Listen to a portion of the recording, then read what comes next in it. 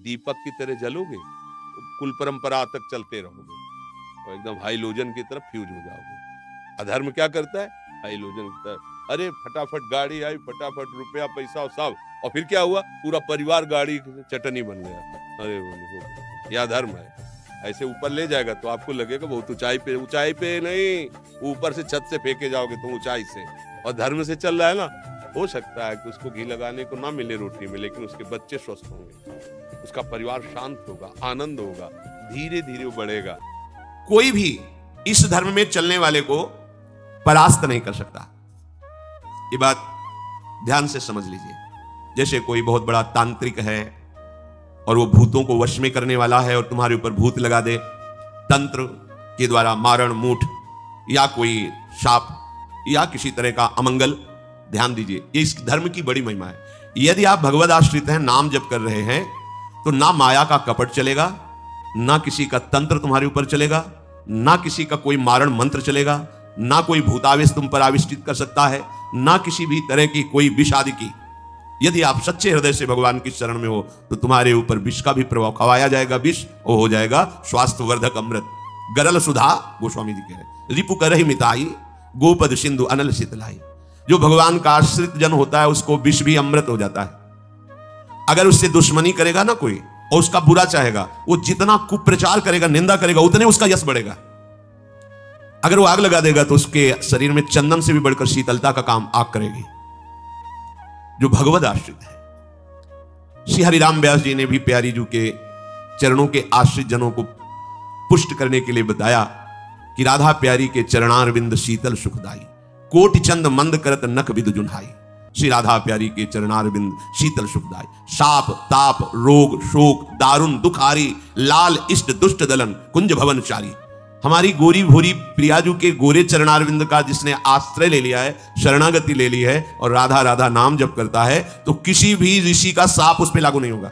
हरिराम व्यास जी कह रहे, ये विशाखा सखी के अवतार है, कह रहे शाप कोई लागू नहीं होगा उसके ऊपर। ताप, दैहिक दैविक भौतिक ताप उसका स्पर्श नहीं कर सकता, कोई भी पाप उसे अपने अधीन नहीं कर सकता, किसी का भी तंत्र मंत्र उसके ऊपर लागू नहीं हो सकता, क्योंकि ये चरणारविंद लालजू के भी इष्ट है और ये चरणारविंद दुष्टों की दुष्टता का दलन करने वाले और हृदय में प्रेम प्रकाशित करने वाले हैं। कोई भी भयानक से भयानक रोग तुम्हारे शरीर पर हो सकता है, पर वो तुम्हें अधीन नहीं कर पाएगा। शाप ताप रोग शोक, बड़ी से बड़ी हानि होने पर भी तुम्हें शोक स्पर्श नहीं करेगा, प्यारी जू के चरणों का जिसने आश्रय ले लिया है। ये ऐसा परम धर्म है कि इसके आश्रित को कोई भी तंत्र मंत्र मूठ मारण भूत प्रेत पिशाच पिशाचनी कोई भी नहीं स्पर्श नहीं कर सकता। ध्यान रखना। हाँ, अपना कल्याण कराने के लिए सामने आ सकता है, क्योंकि नाम जापक ही सबके कल्याण का सामर्थ्य भाव रख सकता। जो निरंतर नाम जप करता है उसमें सब सामर्थ्य आ जाती है। एक बार भाई जी से हनुमान प्रसाद पोद्दार जी समुद्र के किनारे बैठे नाम जप कर रहे थे, तो देखा एक सफेद पोशाक पहने हुए, पाग बांधे हुए पारसी वेशभूषा में सामने खड़े हैं। भाई जी ने सदाचार के कारण कहा, बाबूजी क्यों खड़े हो, बैठ जाइए। तो उनका आप बोले तो मेरे में सामर्थ्य है आपसे बात करने की, डरना नहीं आप। भाई जी ने कहा, मैं क्यों डरूंगा, आप कोई भयावह थोड़ी लग रहे हैं। बोले लग नहीं रहा, लेकिन भयावह हूं, मैं प्रेत हूं। भाई जी कोई बात नहीं। जो भगवत भजन में ये सब कई जगह ऐसा घटना में, गंगा किनारे जैसे स्मशान है, ऐसा नहीं कि प्रेत योनि नहीं होती, होती है, पर वो प्रभाव नहीं दिखा सकती, ऐसे प्रत्यक्ष देखा है। भाई जी ने कहा कि तो आप हमारे पास क्यों आए हो? बोले अपना उद्धार कराने के लिए। मुझे गीता कंठस्थ है, बहुत से शास्त्र कंठस्थ हैं, पर कुछ ऐसी मेरे से गलतियां हो गई जिनके परिणाम रूप मुझे प्रेत योनि प्राप्त हुई है। फिर मुझे आंतरिक संकेत हुआ है कि आप हमारा कल्याण कर सकते हो। भाई जी ने कहा, तो बड़े आश्चर्य की बात है कि आपको गीता कंठस्थ है और फिर आप प्रेत योनि में। गीता के एक श्लोक बोल दे तो प्रेत तो मुक्त हो जाता है। बोले मुझे से कुछ ऐसे भयानक अपराध हो गए, जैसे गुरुद्रोह है, वैष्णव अपराध, ये बड़े भयानक अपराध होते हैं। जब किसी का पतन होना होता है तो माया यही खेल खिलवाती है, क्योंकि और सब पाप हैं वो दरस परस अगनाश, गुरुजनों के संतों के दर्शनों से ही नष्ट हो जाते हैं। लेकिन संत द्रोह, नाम जापक, वैष्णव द्रोह, गुरु अवज्ञा, गुरुद्रोह, ये भयानक अपराध होते हैं, इनसे दुर्गति हो जाती है। तो अपना कल्याण करने के लिए कोई ऐसा भले नहीं तो किसी भी भक्त के सामने, भगवद आश्रित नाम जापक के सामने किसी का चेटक नहीं चलता है। मथुरा दास जी की भक्ति का प्रभाव, हजारों लोग अनुयायी, हजारों लोग शिष्य बन गए। तो अब वो तांत्रिक था, तंत्र मंत्र का उसे बहुत ज्ञान था। श्री मथुरा दास जी जिस नगर में रहते थे वहां वो जाकर अपना नाटक शुरू किया। उसने सब जगह प्रचार प्रसार किया, मैं गंडकी नदी में 12 वर्ष तक खड़े होकर के तपस्या करके आया हूं, केवल दूध का आहार करता था, उसके प्रभाव से शालिग्राम भगवान हमारे बस में हो गए। और आप सबको मैं दिखा सकता हूं कि शालिग्राम मेरे वश में है। देख लीजिए, सिंहासन लाता, बाहर रखता, हजारों की भीड़, ऐसे ऐसे करता तो ऐसे शालिग्राम उठते और नाचते हुए ऐसे ऐसे ऐसे, फिर रख जाते, फिर ऐसे ऐसे ऐसे ऐसे। अब तो सबको आश्चर्य हो रहा, जैसे चुटकी बजा रहा वैसे शालिग्राम की बटिया ऐसे ऐसे ऐसे।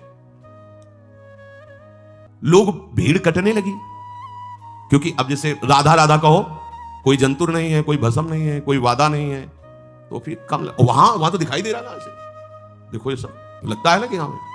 अब हमसे पूछो कि हमारे मन में क्या चल रहा है, हमें नहीं पता है। हमें ये देखना है कि हमारे प्रिया जो के मन में क्या चल रहा है। मन मन की रुचि जानिने, मुझे अपनी लाडली की मन की जान के उनकी परिचर्या में रहना है कि तुम्हारे मन की जान के तुम्हारी परिचर्या में रहना है।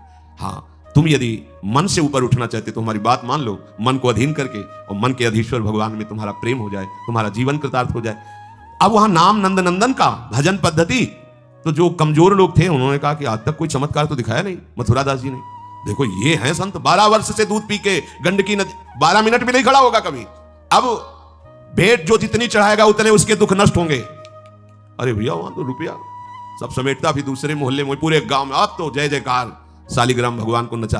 कोई सेवा की सामग्री लेने गए थे मथुरा दास जी की श्रीअंग सेवा में जो रहते थे संत जन, उन्होंने देखा, वो आए, बोले महाराज एक बड़ा चमत्कारी महात्मा आया, वो कह रहा 12 वर्ष से हम दूध पीकर गंडकी नदी में, वो वैसे ऐसे करता है तो बोले भैया भक्त तो हो ही नहीं सकता। भक्त भला भगवान को अपना प्रदर्शन क्यों बनाएगा, और उसके बदले में भेंट लेकर के, ये तो नाटक है भैया। वो देखे भी नहीं थे, बोले ये तो नाटक है, कोई संत ऐसा नहीं कर सकता, कोई भक्त ऐसा, कोई संप्रदायाचार्य से दीक्षित वैष्णव मार्ग में चलने वाला, ये तो अपराध है। तो उनका महाराज जी तो हजारों लोग वहां प्रभावित हुए, अच्छा है भगवान उस रूप में। बोले नहीं महाराज, फिर सत्य मार्ग के प्रकाशित करने के लिए आप यहां विराजमान, अगर उसका कपट पाखंड चला तो हजारों लोग धोखे में हो जाएंगे, चलो आप एक बार उसके सामने। तो उनका कि यदि हम उसके सामने गए तो उसका सब ये दुकान बंद हो जाएगा। बोले महाराज जी आप जरूर चलो, क्योंकि आपके चलने से यदि लोगों की श्रद्धा भगवान में वास्तविक लगे तो आप भी तो यही चाहने के लिए यहां गांव में वास कर रहे हो। उनको बड़ा दुख हुआ कि एक तो उसको दुख होगा, उसका नाटक बंद होगा, दूसरा कि वो जान क्यों नहीं रहा है जिन भगवान को तुम नचा रहे हो, अगर वास्तविक उनके तुम सेवक बन जाओ तो तुम्हें सब कुछ प्राप्त हो जाएगा। शालिग्राम भगवान श्री हरि ही है, कोई और नहीं है।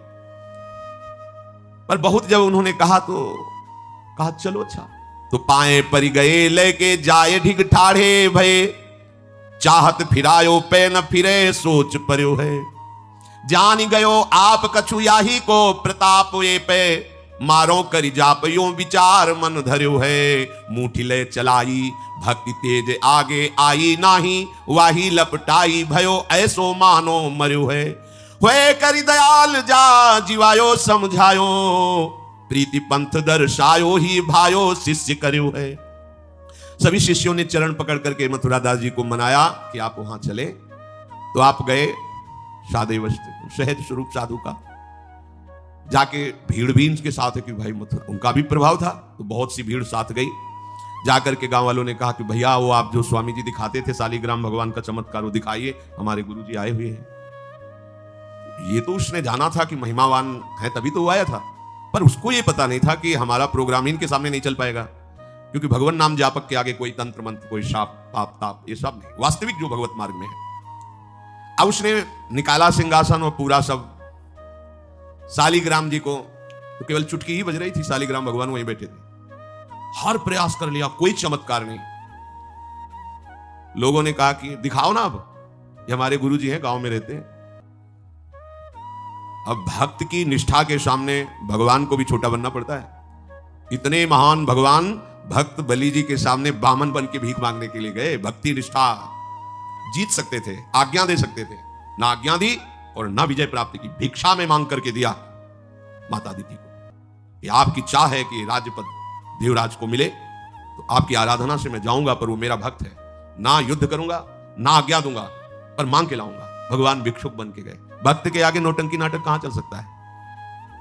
अरे जुगनू तब तक चमकती रहे जब तक सूर्य प्रकट नहीं होता। सूर्य प्रकट हुआ तो लाखों जुगनुओं का कोई मतलब नहीं रह जाता। नौटंकी नाटक ये साधुता का भेष धर के कितने दिन चलेगा? जिस दिन पोल खुलेगी ना उस दिन सब नष्ट हो जाएगा। सब नष्ट हो जाएगा। लोक परलोक तो पहले ही नष्ट हो चुका था। पाखंड न करे। हम कह रहे तुम्हें धन चाहिए, तुम्हें सम्मान चाहिए, राम राम भजो, कृष्ण कृष्ण भजो, हरि हरि भजो, विश्व नमन करेगा, ईमानदारी से भजो। हमने ऐसे संत भगवान देखे, ककहरा नहीं पड़े, कुछ नहीं जानते, बस 1 ओम 2 ओम 3 ओम 4 ओम ऐसे जपते, और लोग न्यौछावर थे, सीधे सरल ओम ओम राम राम कृष्ण कृष्ण, साफ सीधे। कबीरदास जी जैसे वहां राम राम राम राम। श्री स्वामी सत्संगानंद जी महाराज बक्सर, बस इतने। जब कोई बेटा राम राम, ऐसे लगते थे कि मतलब इनको पी जाएं, अपने हृदय में रख ले। इतने दुलारे वयोवृद्ध थे, ऐसा सुंदर रूप, ऐसी कोमलता, ऐसा आकर्षण, बस राम राम राम राम। अरे प्रभु के नाम में क्या नाटक करने की जरूरत क्या है? पाखंड कर। प्रभु महालक्ष्मी पति हो, तुम्हें लक्ष्मी ही चाहिए तो वो सब दे देंगे, काहे को नाटक करें, काहे को किसी को भ्रम में डाले। तुम भ्रम में हो, दूसरे, अरे भैया तुम राम राम जपो, कृष्ण कृष्ण जपो, तुम्हारा मंगल इसी, बस इसी में मंगल होगा, दूसरा मंगल कर ही नहीं सकता। अब उनके प्रभाव से उनका कुछ नहीं हुआ। अब तो लोग कहने लगे दिखाओ ना, इसका मतलब तुम नाटक कर रहे थे। अब सबके सामने उसका मान नष्ट हुआ, उसका सब तंत्र बेकार हो गया। कुछ लोगों ने कहा पकड़ो और मारो इसको, पीटो, बहुत नाटक करके रुपया कमा लिया, सब छीन लो, धन छीन लो। किसी ने कहा मार पीट के इससे न्यायाधीश के पुलिस डिपार्टमेंट को दो। ये मथुरा दास ने सबसे कहा देखो अगर हमको लाए हो तो हमारी बात मानो, इनको किसी भी तरह का कष्ट मत दो, कोई भी बंधन नहीं। और उनसे कहा भैया आप जिसका नाटक कर रहे हो ना, अगर सत्यता से इसे मान लो तो जिन लोगों ने रुपए चढ़ाए ये बहुत थोड़े हैं, वो तुम्हें निहाल कर देगा। सत्यता से भजन करो, काहे को नाटक करते हो। इतना कह के वो चले गए, पर उसको समझ में नहीं आया। उसने कहा अच्छा तुम अपनी दिखा दी, अब मेरी देखना। सबके बीच में कहा तुमने अपनी दिखा दी, अब मेरी। मूर्ख को समझ में नहीं आता। उसने कहा ठीक है तुमने दिखा दिया, अब कल सुबह तक तुम देखना कि मैं तुम्हारा क्या करता हूं, क्योंकि उसे मारण का प्रयोग आता था।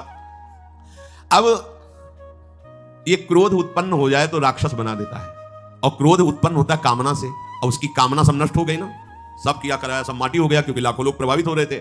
अब वो क्रोध के वशीभूत होकर तामसी जप करने लगा। तामसी जप होता है विनाशकारी। अपवित्र सिद्धियां उसके पास थी। पवित्र सिद्धियां भी होती है जो दूसरों का मंगल करती है, अपवित्र सिद्धियां होती है जो दूसरों का नाश करती है। उसने मारण विद्या का अनुष्ठान किया, जिसे देहाती भाषा में मूठ कहते हैं। आज मैं इस अविचार से उस महात्मा का सर्वनाश कर दूंगा। भूल भूल भारी भूल। जो साधु की मीच तक है वो उसी मीच से मरता है, ये तो समझ में ही नहीं आया। सरस्वती जी को देवता और ब्रह्मा जी सब प्रार्थना कर रहे हैं कि अयोध्या वासियों की बुद्धि तो बदल दी, वापस गए। भरत जी आ रहे हैं, इनकी बुद्धि बदल दो, नहीं भरत जो कहेंगे वही राम करेंगे। तो दिमाग पलट गया है। भरत की बुद्धि, अरे प्रभु का इशारा था इसलिए अयोध्या वासियों की बुद्धि बदल दी। भरत जी के विषय में सोचोगे भी तो नष्ट हो जाओगे। महाप्रेमी भरत के विषय में सोचना ही तुम्हारे लिए मंगल हो जाएगा। और हम क्या, करोड़ों सरस्वती भी हो तो भरत की भाव भरी भक्ति में बाधा नहीं पहुंचा सकती। अब उसने प्रारंभ किया, बैठ करके आसन में मुठ का एक खप्पर जैसी आकृति प्रकट होती है, और उसमें जाजुल्यमान तेज होता है, और वो जहां जाएगा तो जिसके पास जाना वहीं शुरू हो जाएगा उसका खून पोकना, नीचे से शौच द्वार से मुंह से खून की उल्टी आना, उसके पहुंचते पहुंचते, और जहां पहुंची तो वो नष्ट हो जाएगा, मर जाएगा, और वापस चली जाएगी। वहां जाके प्रमाण देगी कि हम काम कर रहे हैं। वहां भक्तों ने देखा कि एक खप्पर में आग जलती हुई राउंड राउंड ऐसे गोला होता, तो जाके कहा मथुरा दास जी ये उसकी चलाई हुई मूठ है, तुम कुछ परेशान मत हो, यहां कुटिया की डेहरी में भी प्रवेश नहीं करेगी। अब वो आकर के मारण बस वहां घूम रहा है। मथुरा दास जी निकल के आए, हाथ जोड़ा, क्योंकि सब मंत्र सब सिद्धियां भगवान की तो ना, चाहे पवित्र हो या अपवित्र हो, तो उनका तुम सर्वज्ञ भगवान की ही शक्ति से संपन्न हो। तुम जानती हो कि हमारा कोई अपराध है क्या? अगर अपराध है तो हम बाहर निकल के आते हैं, आप हमें नष्ट कर दो। यदि अपराध नहीं है तो जिसके द्वारा किया गया उसको दंड दो। तुरंत मूठ वापस हुई, कोई मंत्र मंत्र नहीं पड़ा, तुरंत वो मारण वापस हुआ। उधर शुरू हो गया उसका खून, नीचे से ऊपर से, जैसा इनके जैसे काशी नरेश को जब पौंड्रक राजा के साथ भगवान ने उद्धार किया तो उसके लड़के का नाम था सुदक्षिण। वो पंडितों से विला बोला ऐसा मारण प्रयोग कर सकते हो कि द्वारिका को मैं द्वारिकाधीश नष्ट कर दे। मंत्र में ताकत होती है, पर उनको ये पता नहीं था जिससे मंत्र प्रकट हुए भला उन पर कैसे प्रभाव चले। उन्होंने कहा हाँ, तो उनका भारी दक्षिणा देंगे। तो काशी में अनुष्ठान शुरू हो गया और प्रकट हुई कृत्या। ऐसा नहीं, मंत्रों में ताकत होती है। पर भगवान शिव ने प्रकट होकर कहा था कि जो ब्राह्मण भक्त नहीं है, जो ऋषि भक्त नहीं, उसी पर ये मारण का प्रयोग काम करेगा, अन्यथा नहीं। तो भगवान का नाम ही है नमो ब्रह्मणे देवाय गो ब्राह्मण हिताय च। अब मारण कृत्यारूप रखकर द्वारिका को जलाने के लिए गई। द्वारिकावासी भागे, भगवान से कहा, भगवान ने सुदर्शन जी को आज्ञा किया करो हिसाब। भगाते हुए कृत्या को ले गई, तो कृत्या ने पहले उन ब्राह्मणों को मारा, सुदर्शन को मारा, फिर सुदर्शन ने कृत्या को नष्ट किया, पूरी काशी में आग लगा दी। ये भागवत में वर्णन है। भगवत भक्त या प्रभु के ऊपर कोई मारण चलेगा क्या?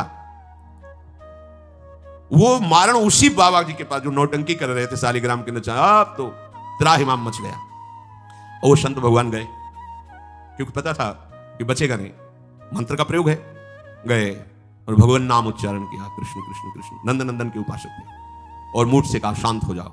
भक्त की आज्ञा का पालन हर मंत्र करेगा, क्योंकि मंत्राधिष्ठात्र भगवान का आदेश है। शांत हो गई मूठ, और उनसे कहा भैया देखा, तुम्हारा ही मंत्र तुम्हारे को अभी मार देता, अब सुधर जाओ। मतलब मृत्यु दशा को प्राप्त हो गए थे। संतों के हृदय में बदला लेने की कहीं कोई वृत्ति नहीं होती। संत कभी नाराज होते हैं तो उसमें मूल देख लेना आप विचार करके। आप जब अपना अमंगल करना अपना, तब वो आपसे नाराज होंगे। अगर आप उनका कोई कष्ट, वो नाराज नहीं होंगे, वो सह जाएंगे और आपका मंगल मनाएंगे। जब आप अमंगल अपना कर, तब वो डांटते हैं। अगर आप वो ये देख लें कि आप प्रहार कर रहे हो, तो फिर वो नहीं, फिर तो तुम्हारा मंगल मनाएंगे, आप उनको मारो, कभी डांटेंगे नहीं। बड़ा कोमल चित्त संतों का होता है। संतों के हृदय को केवल संत ही जान सकते हैं।